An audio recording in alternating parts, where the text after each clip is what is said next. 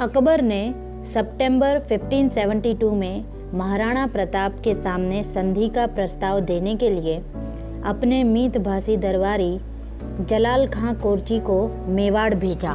कोरची ने मेवाड़ पहुंचकर अपने शब्दों को शक्कर की चाशनी में डुबोकर महाराणा प्रताप को मुगलों की अधीनता की कड़वी दवा पिलाने की पूरी कोशिश की। उसने पूरी नम्रता के साथ आदरणीय महाराणा को महान सम्राट अकबर के साथ संधि करने से होने वाले लाभ और संधि न करने से आने वाले संकटों और कष्टों के बारे में समझाया। महाराणा प्रताप उसकी बातों को बड़े ध्यान से सुन रहे थे, लेकिन कोई प्रतिक्रिया नहीं दे रहे थे। कोरची जो संधि प्रस्ताव लेकर आया था, उसे लगभग 2 महीने बीत जाने के बाद भी महाराणा प्रताप ने उसका कोई स्पष्ट उत्तर नहीं दिया। कोरची को कोई उत्तर न मिलने पर वो वापस दिल्ली लौट गया। कोरची की असफलता से अकबर निराश नहीं हुआ। उसे लगा कि संधि प्रस्ताव के लिए किसी राजपूत को भेजना चाहिए था। थोड़ा विचार करने के बाद उसने इस काम के लिए कुंवर मान सिंह को पसंद किया। कुंवर मान सिंह ने अहंकार भरी वाणी से संधि का प्रस्ताव महाराणा प्रताप के सामने रखा। महाराणा प्रताप ने उन्हें भी कोई स्पष्ट जवाब नहीं दिया। कोई जवाब न मिलने पर कुंवर मान सिंह उसे अपना अपमान समझकर वापस लौट गए। अकबर ने इस बार एक अनुभवी राजपूत को मेवाड़ भेजने का निर्णय लिया। उसने इस बार मान सिंह के पिता राजा भगवान दास को संधि का प्रस्ताव लेकर मेवाड़ भेजने का निर्णय लिया। कुछ इतिहासकार मानते हैं कि मान सिंह भगवान दास का भतीजा था, जिसे वो पुत्र ही मानता था।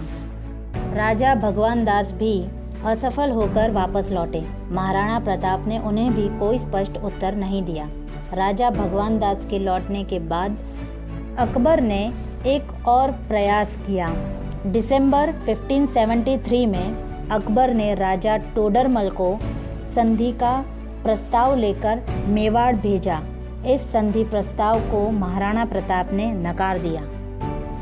महाराणा प्रताप किसी भी कीमत पर मेवाड़ की स्वतंत्रता का सौदा करने के लिए तैयार नहीं थे। महाराणा प्रताप को पता चल चुका था कि मान सिंह की नेतागिरी में मुगलों की एक बड़ी सेना मेवाड़ के ऊपर हमला करने वाली है। जो कोई भी शक्ति महाराणा प्रताप इकट्ठी कर सकते थे, वो उन्होंने इकट्ठी कर ली थी। ज़रूरत थी तो सिर्फ युद्ध नीति बनाने की और मुगलों की सेना का सामना किस स्थान पर करना है, ये निर्णय लेने की। खूब विचार करने के बाद ये निर्णय लिया गया कि युद्ध हल्दी घाटी में लड़ा जाएगा। इस इलाके में मुगलों के लिए लड़ना सरल नहीं होगा। हल्दी घाटी की ज़मीन हल्दी रंग की होने की वजह से उसे हल्दी घाटी कहा जाता था। महाराणा प्रताप चाहते थे कि युद्ध हल्दी घाटी में लड़ा जाए, जहां पर मुगलों के लिए लड़ना सरल नहीं था, और मुगल चाहते थे कि युद्ध सपाट मैदान में लड़ा जाए। मुगलों की सेना महाराणा प्रताप की सेना से ज़्यादा बड़ी थी। 3 अप्रैल 1576 के दिन अकबर ने अजमेर से मान सिंह को उसकी सेना के साथ मेवाड़ पर आक्रमण करने के लिए रवाना किया। मान सिंह अपनी सेना के साथ मांडलगढ़ में 2 महीने तक रुका, फिर वो धीरे धीरे आगे बढ़ा। हल्दी घाटी का युद्ध 21 जून 1576 की सुबह लगभग 8 बजे शुरू हुआ था। इस युद्ध में मान सिंह की सेना ने महाराणा प्रताप को चारों तरफ से घेर लिया था। झालामान, जो कि महाराणा प्रताप की सेना में थे, उनकी नज़र महाराणा प्रताप पर थी। वे खूब शूरवीरता से लड़ते लड़ते महाराणा प्रताप तक पहुँचे। झालामान ने पहुँचने के बाद महाराणा प्रताप से छत्र और पताका यानी कि ध्वज उन्हें देकर रण मैदान में से सुरक्षित निकलने का आग्रह किया। ये तो कायरता होगी, ऐसा महाराणा प्रताप ने कहा। मेवाड़ को आपकी ज़रूरत है, हमारे लिए नहीं, हमारी मातृभूमि की स्वतंत्रता के युद्ध को चालू रखने के लिए आप अभी यहाँ से निकल जाइए। झालामान ने ये कह छत्र और पताका खुद ले लिया। महाराणा प्रताप ने आभारवश झालामान की तरफ देखा और निराशा के साथ युद्ध भूमि में से चले गए। झालामान को मुगल सैनिकों के साथ लड़ते लड़ते वीर गति प्राप्त हुई। हल्दी घाटी के युद्ध में मान सिंह की नेतागिरी में मुगलों की जीत हुई थी। महाराणा प्रताप का छोटा भाई शक्ति सिंह महाराणा प्रताप का पीछा कर रहा था। शक्ति सिंह महाराणा प्रताप के ऊपर वार करने की कोशिश करता है, लेकिन तब उसे रियलाइज़ होता है कि वो गलत है। उसने महाराणा प्रताप की प्रति ईर्ष्या की वजह से मुगलों का साथ दिया, जो कि गलत है। शक्ति सिंह महाराणा प्रताप को वहाँ से जल्दी निकलने के लिए कहता है, लेकिन तभी महाराणा प्रताप का घोड़ा चेतक लड़खड़ाकर गिर पड़ता है। शक्ति सिंह महाराणा प्रताप को अपना घोड़ा देकर उन्हें वहां से जाने के लिए कहता है। हल्दी घाटी से निकलने के बाद महाराणा प्रताप ने ज़रा भी आराम नहीं किया। शक्ति सिंह के घोड़े पर बैठकर वे कोलियारी गांव पहुंचे और तुरंत ही हुक्म किया कि युद्ध में घायल हुए सभी सैनिकों के इलाज की व्यवस्था की जाए।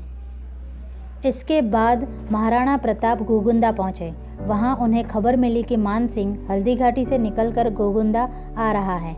वे सजेरा की ओर निकल गए, जहां भील सरदार इकट्ठा होकर महाराणा प्रताप के भविष्य के आदेश की राह देख रहे थे। महाराणा प्रताप ने भील सरदारों का धन्यवाद किया और युद्ध में वीरता से लड़ने के लिए भीलों की प्रशंसा की। उन्होंने कहा कि युद्ध का अभी अंत नहीं हुआ है, ये तो बस शुरुआत है। 23 जून 1576 के दिन मान सिंह ने गोगुंदा के ऊपर अपना कब्जा किया। गोगुंदा में मान सिंह ने अपना डेरा डाला और भविष्य की योजना के ऊपर विचार करने लगा कि कैसे महाराणा प्रताप का पता जानकर उन्हें पकड़ा जाए या मौत के घाट उतार दिया जाए। लेकिन गोगुंदा पहुंचने के बाद उसकी सेना के ऊपर कोई आफत आने वाली है, इसका उसे अंदाज़ा भी नहीं था। जब वास्तविकता सामने आई तो हल्दी घाटी के विजय का सारा नशा उतर गया। वास्तव में तो गोगुंदा के आसपास का ज़्यादातर इलाका उज्जड़ था, जहां पर कोई खेती नहीं होती थी। वो सारा इलाका महाराणा प्रताप के हुक्म से जला दिया गया था। साथ में लाया हुआ खाना पानी खत्म हो गया था। महाराणा प्रताप की एक टुकड़ी ने बाहर से सरो सामान लाने के सभी रास्ते खत्म कर दिए थे। मान सिंह के सैनिक भूखे मर रहे थे। आसपास आम की फसल थी, जिसे खाकर और जानवरों का मांस खाकर वे अपना पेट भर रहे थे। एक तो अनाज पानी की मुश्किल थी और ऊपर से दिन रात ये भय सता रहा था कि न जाने कब महाराणा प्रताप अपनी सेना लेकर उनके ऊपर अचानक आक्रमण कर देंगे।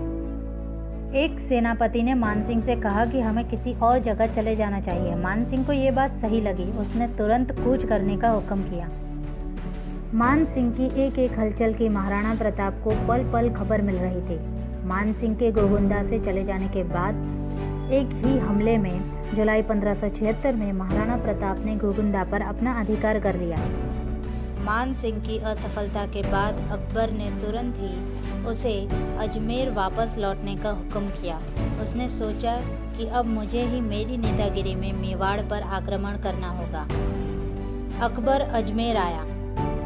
11 अक्टूबर 1576 के दिन अकबर अजमेर से अपने मेवाड़ विजय के ध्येय के लिए रवाना हुआ। महाराणा प्रताप को पता चल चुका था कि अकबर बहुत बड़ी सेना लेकर मेवाड़ की ओर आ रहा है। उन्होंने अपनी योजना के अनुसार गोगुंदा को मुगलों के लिए खाली कर दिया और अपने सैन्य के साथ पहाड़ों में चले गए। गोगुंदा और उसके आसपास का सारा इलाका महाराणा प्रताप ने उज्जड़ बनवा दिया था, लेकिन अकबर अपने साथ भरपूर अनाज पानी लेकर आया था। गोगुंदा पहुंचने के बाद अकबर ने महाराणा प्रताप को गिरफ्तार करने का हुक्म किया। उसे विश्वास था कि एक बार महाराणा प्रताप पकड़ में आ गए तो मेवाड़ पर विजय हासिल करना सरल हो जाएगा। महाराणा प्रताप को गिरफ्तार करने के लिए सबसे ज़रूरी था महाराणा प्रताप के ठिकाने के बारे में पता लगाना। अकबर ने गोगुंदा से सेना की कुछ टुकड़ियों को शाही फरमान के साथ अलग अलग दिशाओं में भेज दिया। उन्हें आदेश दिया गया था कि जहां भी महाराणा प्रताप के होने की खबर मिले तुरंत ही खबर की जाए, ताकि सारे इलाके को घेर कर उन्हें कैद किया जा सके। ये टुकड़ियां महाराणा प्रताप का पता लगाने में कामयाब होती हैं या नहीं, ये जानने के लिए मिलते हैं अगली वीडियो।